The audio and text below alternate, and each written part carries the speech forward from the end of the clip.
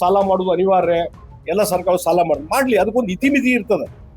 ಆದ್ರೆ ಇವತ್ತು ಈ ಗ್ಯಾರಂಟಿ ಯೋಜನೆಯಿಂದ ನಾ ಟೀಕಾ ಮಾಡೋದಿಲ್ಲ ಗ್ಯಾರಂಟಿ ಯೋಜನೆಯಿಂದ, ಆದ್ರೆ ಅಭಿವೃದ್ಧಿ ಕೆಲಸ ಏನಾಗಿದೆ ಅನ್ನುವಂಥ ತಿಳ್ಕೊಬೇಕಲ್ಲ. ಅದರಿಂದ ಇವತ್ತು ನಮ್ಮ ಬಜೆಟ್ ಯಾವ ರೀತಿ ಮೈನಸ್ ಆಗಿದೆ ಅನ್ನುವಂಥದ್ದು ನಾವು ತಿಳ್ಕೊಬೇಕಾಗಿದೆ. ಸಾಲದ ಕೂಪಂಕ ದೊಡ್ಡ ಪ್ರಮಾಣದಲ್ಲಿ ಏರಿಕೆ ಆಗಿದೆ ಮತ್ತು ಇವತ್ತು ಆ ಬಜೆಟ್ ಮುಖಾಂತರ ಇವತ್ತು ಹೊಂದಾಣಿಕೆ ಮಾಡ್ಲಿಕ್ಕೂ ಆಗದೇ ಇರುವಂತಹ ಪರಿಸ್ಥಿತಿ ನಿರ್ಮಾಣ ಆಗಿದೆ.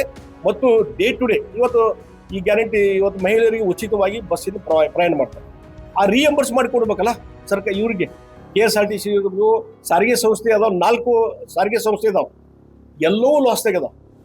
ಹೆಸ್ಕಾಮ್ ಇದೆ, ಹೆಸ್ಕಾಮು ಬೆಸ್ಕಾಮ್ ಎಲ್ಲ ಅದಾವ. ಆ ವಿದ್ಯುತ್ ಇವು ಕಂಪನಿಗಳಿದಾವೆ, ಎಲ್ಲೋ ಲಾಸ್. ಒಂದೊಂದು 5,000 ಕೋಟಿ, 1,000 ಕೋಟಿ, 2,000 ಕೋಟಿ, ಈ ರೀತಿ ಪ್ರತಿಯೊಂದು ಅದರಲ್ಲಿ ಸಾರಿಗೆ ಸಂಸ್ಥೆಗಳು ಲಾಸ್ ತೆಗೆದಾವ. ಅಟ್ಲೀಸ್ಟ್ ಗ್ಯಾರಂಟಿ ಯೋಜನೆ ಬೇಕಾದ್ರೆ ಮಹಿಳೆಯರಿಗೇನು ಫ್ರೀಯಾಗಿ ಇದು ಮಾಡ್ತಾರಲ್ಲ, ರಿಯಂಬರ್ಸ್ ಮಾಡ್ಬೇಕಲ್ಲ, ಅದು ಫಸ್ಟ್ ಡ್ಯೂಟಿ ಅದು ಸರ್ಕಾರದ. ಅದು ರಿಯಂಬರ್ಸ್ ಮಾಡ್ತಾ ಇಲ್ಲ. ಸಾರಿಗೆ ಸಂಸ್ಥೆಯಲ್ಲಿ ಇದ್ದಂಥ ಅಧಿಕಾರಿಗಳು ಹೇಳ್ತಾರೆ, ನಮಗೆ ಅಲ್ಲಿದ್ದಂಥ ಕೆಲಸ ಮಾಡ್ತಕ್ಕಂಥವ್ರು ನೌಕರರು ಹೇಳ್ತಾರೆ, ನಮ್ಗೆ ಸಂಬಳಕ್ಕೂ ಗತಿ ಇಲ್ಲದಂಥ ಪರಿಸ್ಥಿತಿ ಆಗಿದ್ರೆ.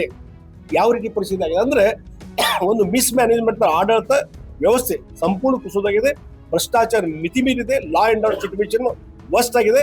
ಹೀಗಾಗಿ ಅದ್ರದ್ದು ಇಂಪ್ಯಾಕ್ಟು, ಅದ್ರದ್ದು ಏನಿದೆ ನೆಗೆಟಿವ್ ಇದೆ ಸರ್ಕಾರದ್ದು, ಅದು ಸಹಿತ ಜನರಲ್ಲಿ ನಾನು ಜನಸಾಮಾನ್ಯರಲ್ಲಿ ಮಾತಾಡಿದಾಗ ಅದು ಅದರಲ್ಲಿ ಅವ್ಯಕ್ತವಾಗಿ ಕಂಡು ಬರ್ತದೆ. ಆ ಹಿನ್ನೆಲೆಯಲ್ಲಿ ಇವತ್ತು ಬಾಗಲಕೋಟೆಯಲ್ಲಿ ಭಾರತೀಯ ಜನತಾ ಪಾರ್ಟಿ ನಿಶ್ಚಿತವಾಗಿ ಗೆದ್ದು ಬರ್ತದೆ. ಮತ್ತು ಇನ್ನೊಂದು ದಾವಣಗೆರೆಯದು ಸದ್ಯಕ್ಕೆ